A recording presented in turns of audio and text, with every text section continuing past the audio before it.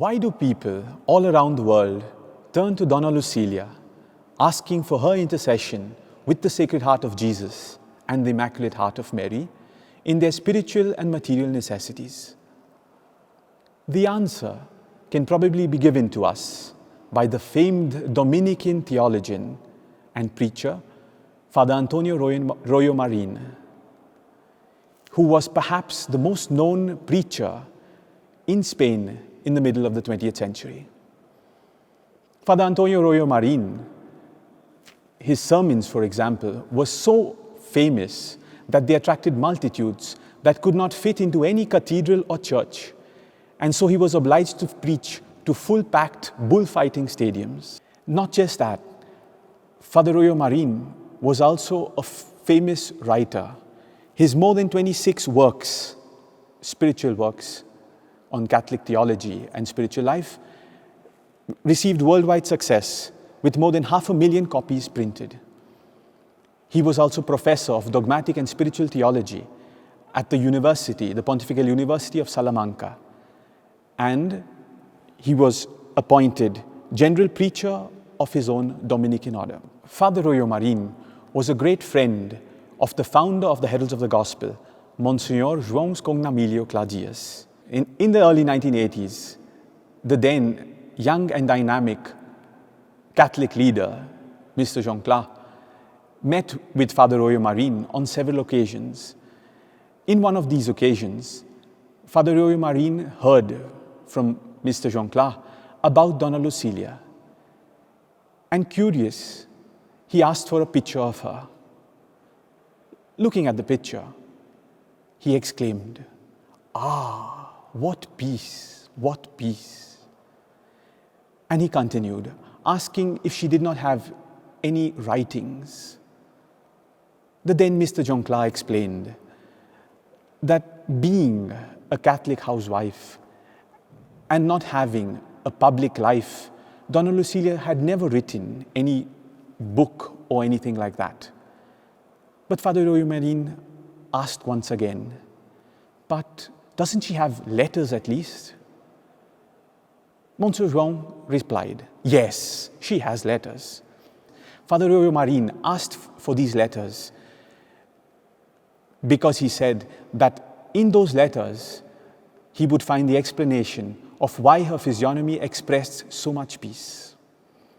Having looked at those letters, which were compiled into this book, which is a biography on the life of Dona Lucilia, written by the founder of the Heralds, Monsieur João, and published by the Livraria Editrici Vaticana, Father Royo Marin was asked to write a preface to this book.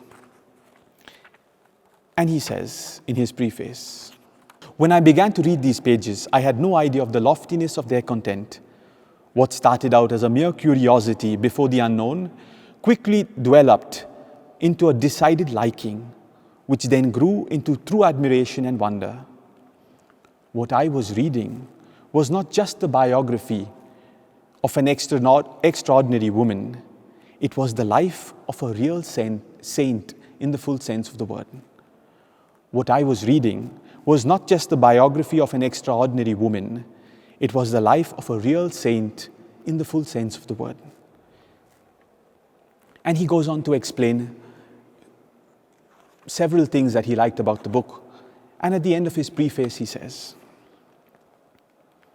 "For this reason, I dare to frame in concrete terms a question that naturally comes to my mind with the reading of this marvelous life of Dona Lucilia. Was Dona Lucilia a true saint in the full sense of the word? Or to put it differently, did her Christian virtues reach the heroic degree indispensably required for a person to be recognized by the Church with beatification and canonization? In view of the rigorously historical data that this biography offers us in such abundance, I, Father Royo Marin, dare to answer without the least hesitation with a resounding yes."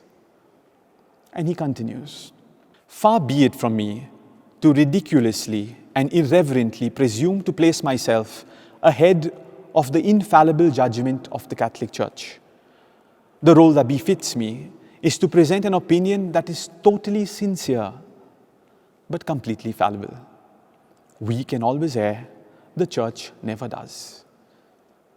Father Royo Marin ends his preface explaining the importance of a miracle after the death of a person, but that a miracle is not required for a person to be declared a saint during the life of a person, as in so many cases in history. And he gives an example that is perhaps the most éclatant example that we could have, the example of Nossa Senhora, of Our Lady. Mary Most Holy, at least from what the Gospels tell us, did not perform any miracle in her earthly life. Even at the wedding feast at Cana, Jesus performed his first miracle at his mother's request, but the miracle was his, not hers. We have already seen what Father Antonio Royo Marin thinks of Dona Lucilia. But how did Dona Lucilia live? Above all, how did Dona Lucilia die? How were the last moments of her life? 21st of April, 1968. Dona Lucilia lay on her deathbed. She was assisted by a young doctor, Dr. Luis Moreira Duncan, here in São Paulo, Brazil. Dona Lucilia lay tranquilly without the support of pillows, her arms extended alongside her body. Her eyes were closed and her lips were moving, certainly in prayer. Upon taking her pulse and seeing how slow and weak it was, the doctor noted that she was in her final moments.